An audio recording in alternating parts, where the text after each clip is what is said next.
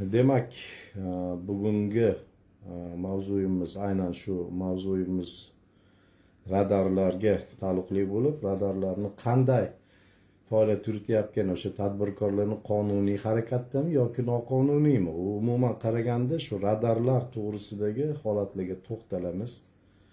Mana shu prямой to'g'ridan to'g'ri efirimiz shu bo'yicha boshlanadi. Hozir aynan efirga qo'shiladiganlarni kutib turibmiz. Endi kutmasak ham bo'ladi, boshladik. Chunki bu narsani baribir o'sha hozirgi Facebook ijtimoiy tarmog'imda bu narsa chiqadi, ko'rinadi. Odamlarimiz o'z fikrini bildiradi degan umiddamiz. Demak, boshladik. Assalomu alaykum, hurmatli vatandoshlar. Umuman mavzu Namangan viloyatining fuqarosi bo'lganim uchun ayniqsa asosan Namanganda qilgan o'rganishlarimdan kelib chiqib shu narsalarni endi aytmoqchiman. Namangan viloyatining fuqarolariga ham alangali salom. Orzu va hayot ijtimoiy loyihasining navbatdagi sonida xalqimizni qiynab kelayotgan muammolarni ko'rib chiqamiz va ushbu ko'rsatuvni ko'rib turgan barcha obunachilardan o'z fikr mulohazalarini o'rtoqlashib boshlagan ishimiz qiyin bo'lsa-da, mana shu hozirgi boshlagan ishimiz qiyin bo'lsa-da, muammoni bartaraf etmagunimizcha qadar bosqichma-bosqich o'z huquq va erkinliklarimizni talab qilishda davom etaveramiz. Ayniqsa mana shu qilinayotgan ishlar bo'yicha biz to'xtalib o'tamiz. Endi avvalambor shu so'z boshida muammodan emas, balki so'nggi yillarda erishilayotgan yutuqlardan boshlasak. O'zbekiston Respublikasi Prezidenti Shavkat Miromonovich Mirziyoyevning yurtimizda olib borayotgan tashabbuslari bilan aholining turmush darajasini yaxshilash, ijtimoiy himoyaga muhtoj oilalarni qo'llab-quvvatlash hamda aholining kayfiyatini yaxshilash, ularga zarur shart-sharoitlarni yaratish maqsadida Namangan viloyatida ham kelgusi yillarda bir qator yutuqlarga erishilib kelinmoqda. Buni inkor etish holati yo'q.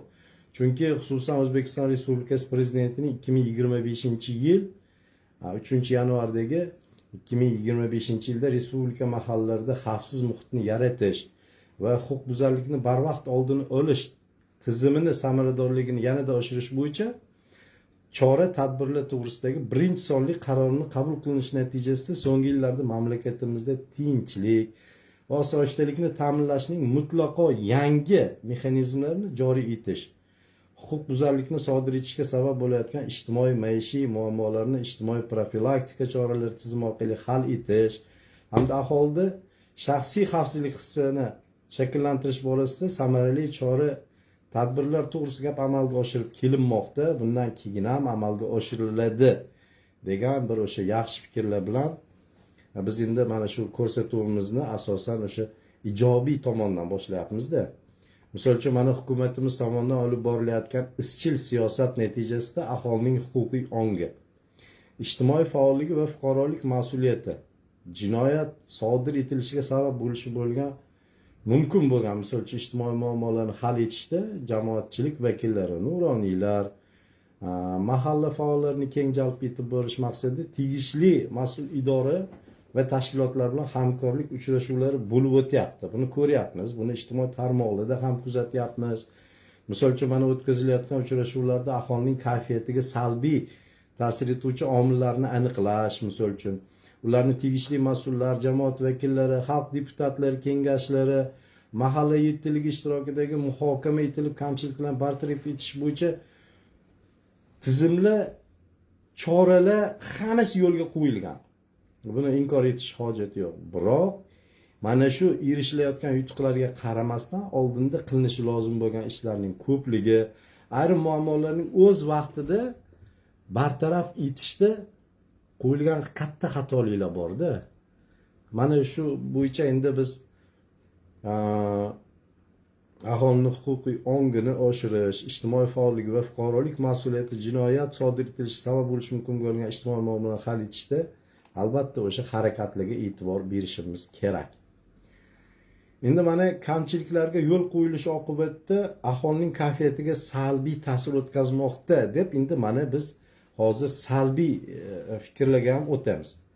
Misol uchun mana jamoatchilik vakillari, yoshlar tomonidan aholini kayfiyati, vakillar bilan o'tkazilgan uchrashuvlar, ularni kayfiyatini ko'tarish, ularni ish bilan ta'minlash, ularning muammolarini hal etish misol uchun yo'lida juda ko'p ishlar qilinyapti. Lekin mana shu hozirgi norozichilik ijtimoiy tarmoqda hamma joyda mana yuristlarning chiqishini ko'ryapmiz, advokatlarning chiqishini ko'ryapmiz. Yana undan tashqari bir ko'plab o'sha jamoat tashkilotlarini, ilgi faollarini, ijtimoiy misol uchun chiqishlar, mana shu nima deydi, matbuot, axborotlarda, ayniqsa o'sha nima deydi, ommaviy axborot vositalarini vakillarini chiqishlarida ham juda ko'p, misol uchun mana shu aynan radarlarni o'rnatilishi, ularni qanday tartibda qilinishi to'g'risida har xil fikrlar bildiriladi. Endi men bu narsani to'g'risi gap mana sizdan yashirmayman. Mana shu O'zbekiston Respublikasi Vazirlar Mahkamasining qarorini to'liq mana o'qib, tanishib, qaysi bandida nima belgilangan, mana hammasini misol uchun o'zimga nima deydi, tezis tayyorlab, mana shu fikrlarni bildirish to'g'risida men o'zimni tayyorladim, bu to'g'risida ishlashga harakat qildim.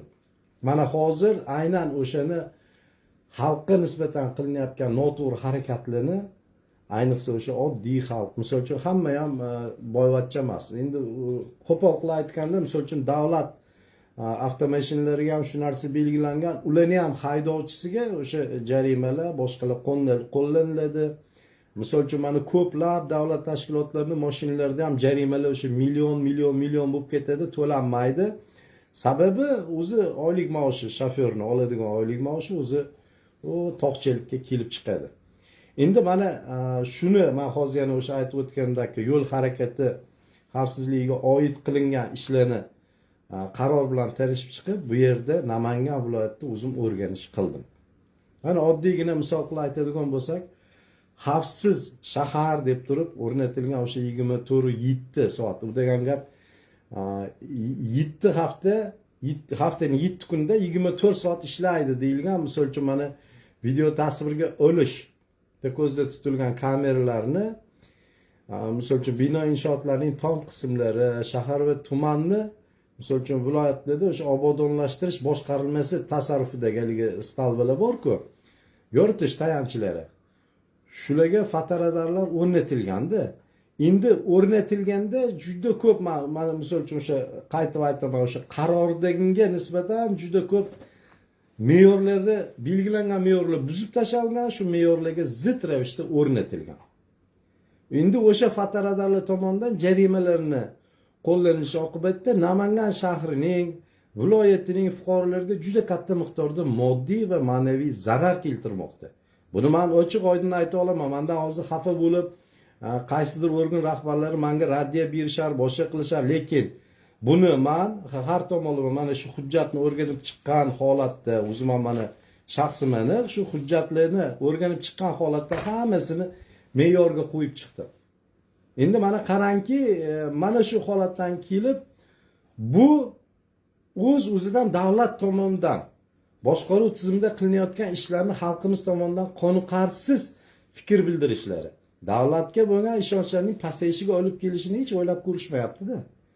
Chunki fuqarodan talab qilinyapti. Mana shunaqa 61 tezlik oshib ketsa ham o'sha miqdordagi jarimani to'laysan deyishyapti. U bechora nima qilish kerak? Yo'lga qarab yurish kerakmi yoki qayda radar bor deb radarga mo'ljallash kerakmi? U aksincha holatlar kelib chiqadi. Endi mana yana bir narsani aytib o'taman-da. Buni me'yorida men hozir o'sha qonunda, tartibida ko'rib chiqyapmanki, u misol uchun radarlarni o'rnatish joyi ham bor-da. Uni o'ng kelgan joyga o'sha o'zi aytilgandagi me'yorda stalbani o'rnatib, unga o'rnatib ketish emas. O'sha yerdagi xavfsizlik chorasi qanchalik, o'sha yo'l harakati xavfsizlik chorasi qanchalik xavfliligi yoki xavfsizligi ham ko'rib chiqilishi kerak. Endi mana shu asnosida nima deydi, o'zi aslida kameralar qanday o'rnatilishi lozim deb belgilangan. Misol uchun holatiga to'xtaladigan bo'lsak, o'sha O'zbekiston Respublikasi Vazirlar Mahkamasi tomonidan 2021-yili 21-apreldagi yo'l harakati xavfsizligi ta'minlash sohasiga, misol uchun xususiy sektorni jalb etishga doir qo'shimcha chora-tadbirlarni 232-sonli qaror qabul qilingan. Ana shu 232-sonli qarorda tegishli bandlarda, misol uchun O'zbekiston Respublikasi Ichki ishlar vazirligi, Transport vazirligi bilan birgalikda bir oy muddatda transport vositalarining harakatlanish jadalligi va oxirgi 2 yilda sodir etilgan yo'l harakati qoidabuzarliklarining tahlili asosida o'sha yo'l harakati qoidalarining buzilishini maxsus avtomatlashtirilgan foto va video qayd etish dasturiy texnik vositalar o'rnatilishi mumkin bo'lgan joylarni dislokatsiyasini ishlab chiqib, ana undan keyin tasdiqlash kerakda. Endi bu yerda mana belgilab tashalgan, misol uchun darajasi bo'yicha anaqalari bor, nima deydi?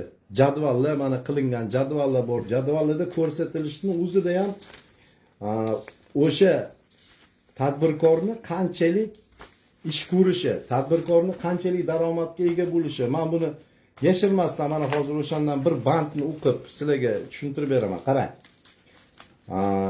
Tadbirkorlik subyektlari tegishli maxsus avtomatlashtirilgan foto va video qayd etish dasturiy texnik vositalar orqali qayd etilgan yo'l harakati qoidabuzarlikdan undirilgan jarima summasini taqsimlashning quyidagi tartibda joriy etilsin deyilgan qarorda. Mana men o'qiyapman hozir. Tadbirkorlik subyektlari tomonidan avtomobil yo'llarida yo'l harakati qoidalari buzilganligi maxsus avtomatlashtirilgan foto va video qayd etish dasturiy texnik vositalari joriy etilib, ishga tushirilgandan boshlab 2 yil davomida, qarang, 50% tadbirkorlik subyekti hisob varag'iga tushirilar ekan. Ana shu summani. 50% mana hozir O'zbekiston Respublikasi byudjetiga, O'zbekiston Respublikasi Ichki vazirligi byudjetini yo'l infratuzilmasini rivojlantirish uchun 10% O'zbekiston Respublikasi Transport vazirligi, 5% yana o'sha endi bo'lib tashalgan. Qarangki 50% mana shu qarorda ko'rsatilyapti, tadbirkorning o'ziga qolyapti, qolgan 50% o'sha davlatdagi o'sha bir nechta strukturaga, endi o'sha ichki ishlar, huquqni muhofaza qiluvchi organlarni hisob varag'iga o'tkazilar ekan, byudjetga ham arzimagan pul o'tar ekan xolos. Endi qarangki, o'sha bitta jarima to'layotgan, misol uchun 1 million jarima to'layotgan bo'lsa, 1 milliondan 10%gina shu haligi anaqani davlatni byudjetiga tushar ekan, qolgani hammasi o'sha ichki rivojlantirish jamg'armalariga, shunaqa holatlarga o'tkazilar ekan. Endi bundan kelib chiqib, men hozir ayniq bir transport vositalarining harakatlanish jadalligi va oxirgi 2 yilda sodir etilgan o'sha yo'l harakati qoidabuzarligining tahlili asosida, misol uchun bu qoidalarning buzilishi, maxsus avtomatlashtirilgan foto va video qayd etish dasturiy texnik vositaning o'rnatilishi mumkin bo'lgan joylarning dislokatsiyasini ishlab chiqish to'g'risidagi haligi holatni aytyapman. Bu dislokatsiyani ishlab chiqib, bunda o'sha ma'muriy amaliyot kompleks, ya'ni avtomatlashtirish axborot tizimini CAT deyiladi, yo'l harakati sohasidagi ma'muriy huquqbuzarlikka doir ishlarni hisobga olish, ko'rib chiqish va qoidabuzarga nisbatan ma'muriy tartibda jarima qo'llash to'g'risidagi qarorni shakllantiruvchi kompleks avtomatlashtirilgan axborot xizmati joriy qilindi. Endi mana shuni ortidan. Lekin bunda misol uchun e-auksion elektron savdo platformasida onlayn o'yinlar tashkil etilishi, unga o'xshash yana bir nechta bir vakolatli organni operatorga misol uchun elektron onlayn auksionlarni tashkil etish, o'tkazish to'g'risida buyurtma berishi, bu bilan birga quyidagi axborot hujjatlarini, misol uchun mana aytib o'tilgan axborot hujjatlarini taqdim etishligi, tizim o'rnatilishi rejalashtirilgan joyni elektron onlayn auksionga chiqarishga asos bo'lgan hujjatlar. Endi o'z-o'zidan ko'rinib turibdi. Bu bir nechta bandlar qilib chiqilganda, bir necha bandlar qilib chiqilgan. Misol uchun tizim o'rnatilgan joyni elektron onlayn qo'yishda uning minimal qiymati, boshlang'ich narxi, keyin tizim o'rnatilgan joyni tutash yer uchastkalari bilan birga 4 ta fotosurati, tizim o'rnatilgan joyning geolokatsiyasi, tadbirkorlik subyektlariga yuklangan majburiyatlar to'g'risidagi ma'lumotlar, vakolatli organ, misol uchun kim buyurtmachi degan joyi bor, haqida ma'lumot, pochta elektron manzili, telefon, faksi, misol uchun elektron manzili nimasi bo'lsa ham, ana shu elektron onlayn auksionga qo'yiladigan obyektni misol uchun nima deymiz, tavsiflaydigan hujjatlar bo'lishi kerak. Bu me'yorlar bizda bajarilyaptimi, yo'qmi? Bunda endi alohida o'sha ko'rsatilgan qaydlar bor, ko'rsatilgan hujjatlar bor. Men hozir buni nima uchun shunday qilib aytib beryapman? Oldin misol uchun jaydari gapirib, jaydari qilinardi. Buni men hozir aynan shu O'zbekistonda bo'layotgan. Endi men boshqa viloyatlarni qo'ya turayinda, shu Namanganda o'rgangan, shu tizimni o'rgangan holatim bo'yicha men hozir bayon qilyapman. Buni albatta o'sha huquqni muhofaza qiluvchi organlar yoki o'sha mahalliy hokimiyatlar bunga munosabat berishadi degan umidda bu to'g'ridan to'g'ri efirni qilyapman.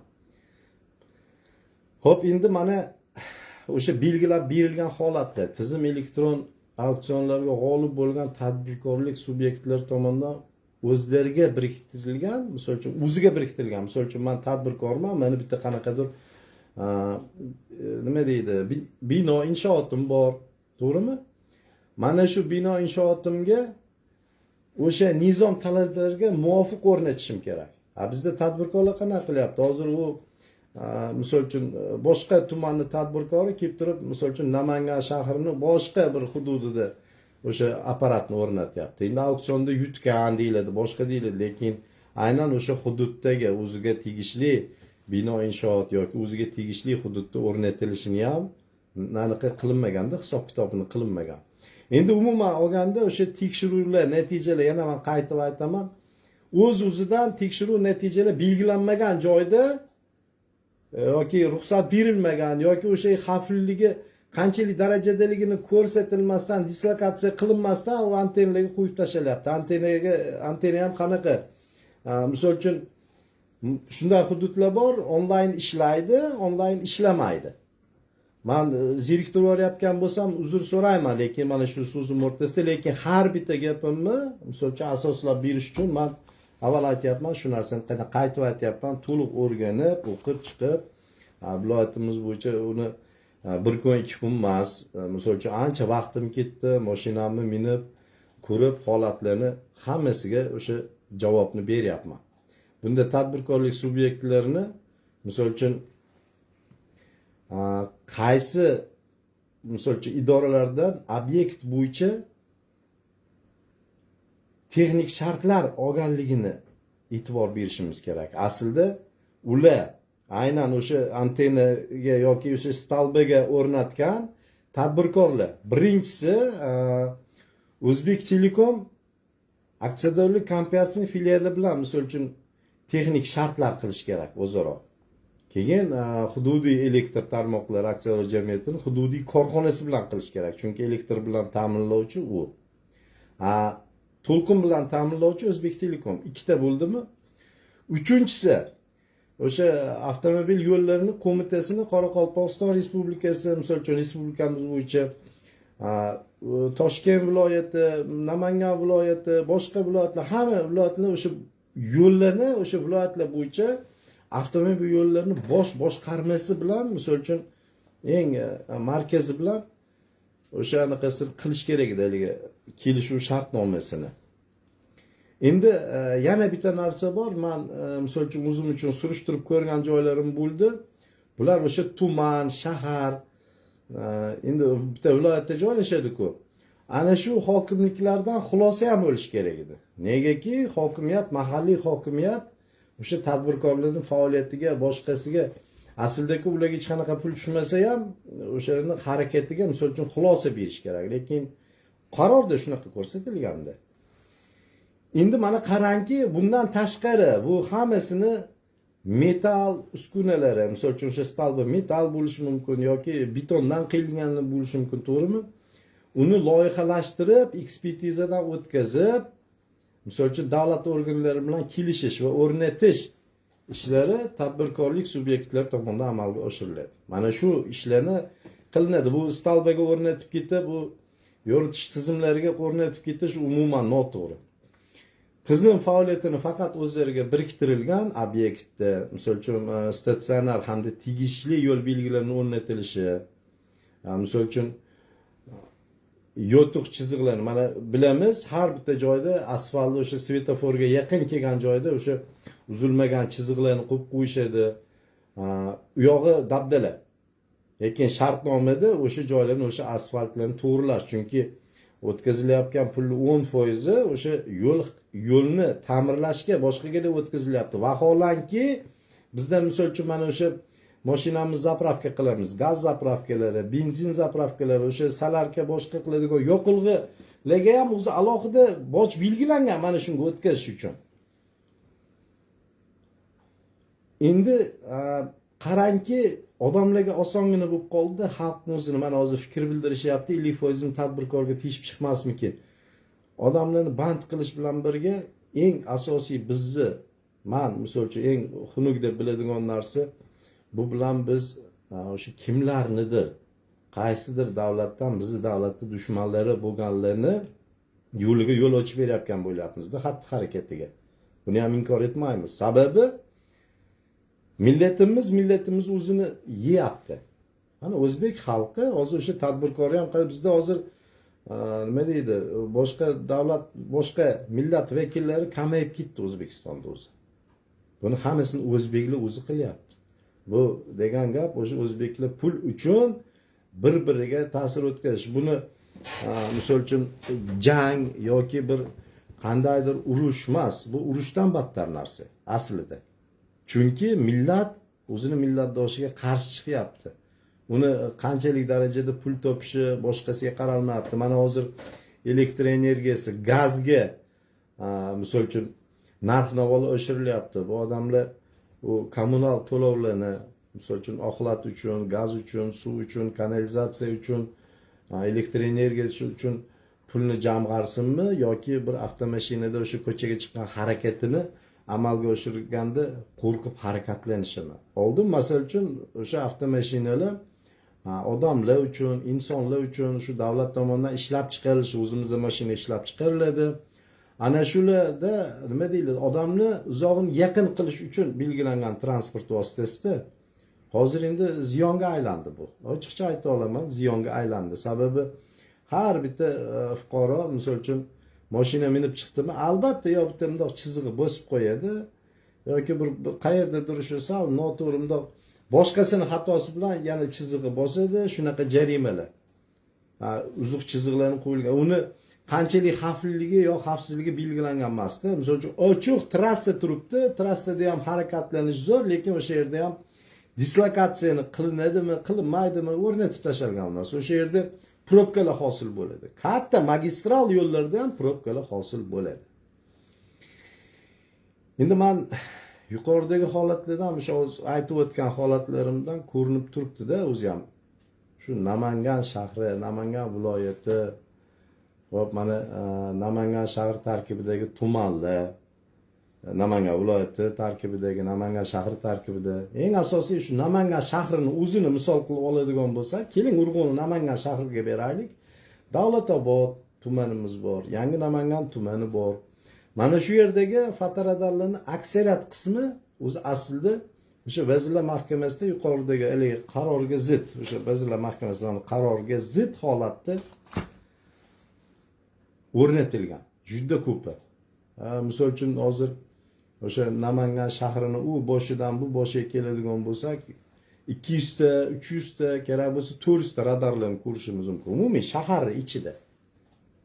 Endi u radarlar qaysidir bir xillari fotoradar, qaysidir birlari misol uchun tizimni nazorat qilish uchundir, balki ular qildirmas, lekin aynan o'shalarning nishtasi anaqani qilish uchun, misol uchun nima deydi, huquqbuzarlikni ta'siri yoki huquqbuzarlikni sodir etishga o'rnatilganligini unga ham aniqlik kiritishimiz kerak. Chunki juda ko'p kameralar bor, shaharning ichida ko'p kamera. Endi tumanlarga chiqsangiz viloyat bo'yicha-ku sanog'i yo'q, mingdan ortiq. Minglab fotoradarlar o'rnatib tashalgan. Bu bilan biz o'sha nima deydi, qonuniy yoki noqonuniyligiga e'tibor qilishimiz kerak. Aynan o'shalar tomonidan qilingan harakatlarni aslida to'xtatish kerak. Nima uchun? Mana tadbirkor 50% ni vaqt to'lasa, misol uchun 50% ni 15 kun ichida to'lasa, bir oygacha to'lasa mana bunaqa, 10 kun ichida to'lasa bunaqa, 15 kun ichida to'lasa deb belgilab qo'yishganda qarang. Lekin o'sha qaysi moslama uni oldi? U moslama qayerga o'rnatilgan? Uning dislokatsiyasi bormi? Unga o'sha haqiqiy xulosalar olinganmi? Ko'rsatilgani bo'yicha o'sha 10 ta, 15 ta tashkilot xulosasi bormi? Yo'q. Bular shuni olyapti-da, qayer 10 kelsa, mashina qayerda ko'p harakatlanadigan bo'lsa, o'sha yerga qo'yib qo'yapti. Aynan o'sha avtomobillar ham shunaqa, haligi VKmi degan nomerlar bilan ham chiqadi. Ular ham xuddi shunaqa xohlagan joyda o'shani o'zini tadbirini qilaveradi. Endi mana o'sha zid o'rnatilgan. Shuning uchun o'zboshimchalik bilan o'rnatilgan radarlarni aslida o'sha xalqqa qarqi bo'lganimizda oldin eslatib o'tganimizdek KAT tizimi bor. Ana shu tizimdan o'chirish kerak ularni. Keyin mana shu tizimni orqali qilayotgan noto'g'rilarni hammasini bugunning o'zida misol uchun to'xtatish kerak. Unaqa vositalarda jarima yozish umuman mutlaqo zid. U nima uchun sudga borib, mana mashinasi zidligini bilaman deydi, sudga boradi. Ayrimlari o'sha jarima to'lashi lozim ko'radi, sudga borgandan ko'ra aytadi, hozir 187 mingmi, boring ana 500 mingmi shtraf ekan, shuni men to'lagan yaxshiroq sudga borgandan ko'ra, u bilib turibdi. Lekin mana o'sha yerda GAI deyilamiz, o'sha davlat avtomobil nazorati boshqarmasidagi o'sha ekspertlar, boshqalar, GAIlar, inspektorlar tasdiqlayman deb turib qarori chiqaraveradi, lekin uni qonuniyligini nima uchun tekshirmaydi? Siz pul olyapsiz fuqarolardan. Ana shu narsa haqiqatan dislokatsiyasi o'rnatilganligi, unga ruxsat bo'lganligi, hamma xulosalar olinganligiga hozir men aniq spor qilaman, aniq shu to'g'risida bahslasha olaman. Birortasiniki xulosasi to'ppa-to'g'ri 100% qilingan emas. 100% qilingan emas. Buni men bahslashga ham tayyorman. Endi mana shuncha gaplarimdan keyin ham endi ko'radi ular ham umridan baraka topsin.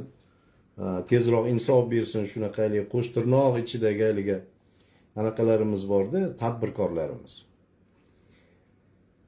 Anchilar tomonidan o'rnatilgan radarlarni ichki ishlar boshqarmasi, prokuratura organlari, mahalliy davlat hokimiyat tomonidan olib tashlash zarur deb hisoblayman.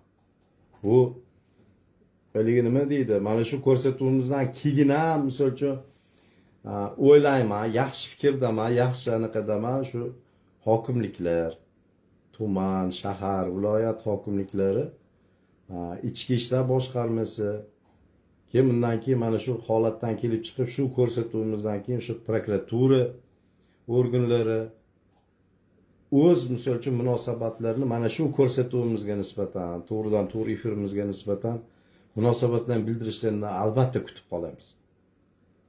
Endi so'z nihoyasida men aytadigan bo'lsam, hurmatli mana shu Orzu va hayot ijtimoiy loyihasi ko'rsatuvlarini, mana shu holatlarni ko'rib boradigan obunachilardan, misol uchun obunachilarga men bildirmoqchi bo'lganim, mana shu viloyat bo'yicha endi mana shu kelgusida albatta radarlarni joyidan, o'sha noqonuniy radarlarni joyidan to'g'ridan to'g'ri efir olib borib ko'rsatamiz.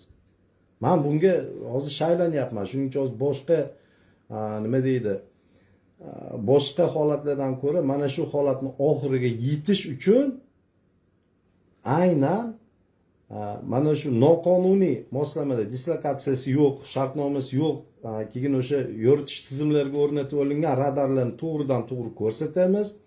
Ana shu ko'rsatuvimiz davomida biz o'sha hozir men yuqorida aytib o'tgan o'sha huquqni muhofaza qiluvchi organ, mahalliy hokimiyatlar hammalaridan o'zlaridan o'sha munosabat bildirib, aynan o'sha tizimni o'rnatgan tadbirkorlar to'g'risida ma'lumotlarni bizga taqdim etishlarini. Biz esa ana shu tadbirkorlarning u sir saqlanadi, boshqa qilingani u noto'g'ri-da. To'g'risini aytganda bu sir saqlanishi deganda bir qandaydir jamiyat uchun yoki davlat uchun bir qanaqadir ahamiyatli ish bo'lsa, u tadbirkorlarni sir saqlashimiz kerak. Lekin ular siz bilan bizni, hammamizni mablag'imiz hisobidan harakatlanyapti o'sha tadbirkorlar.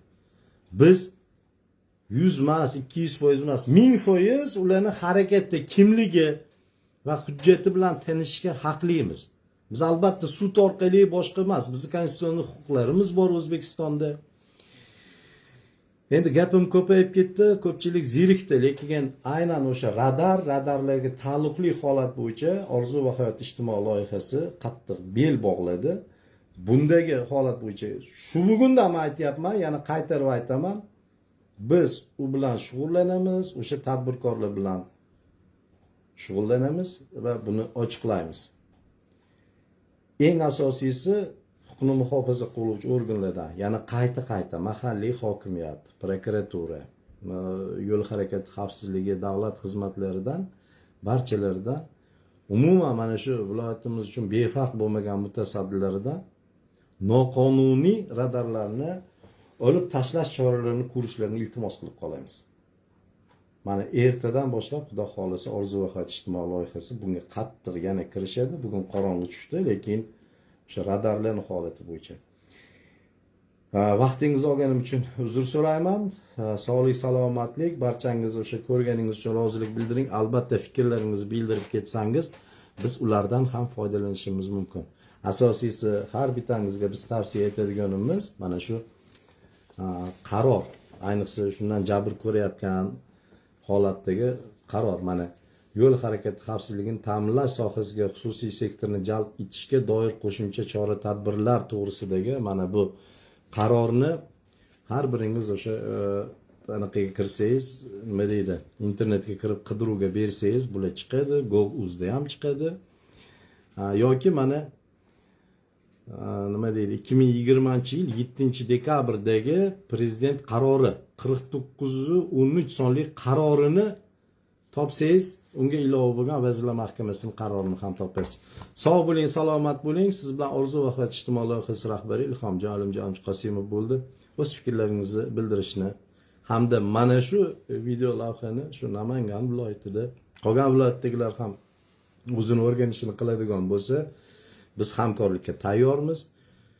O'zbekistonda umuman biz xalqni norozilik kayfiyatini yo'qotishga harakat qilishimiz kerak. Chunki siz bilan biz mana shu bir davlat, O'zbekiston davlatining fuqarolarimiz. Omon bo'ling azizlar. Rahmat e'tibor uchun.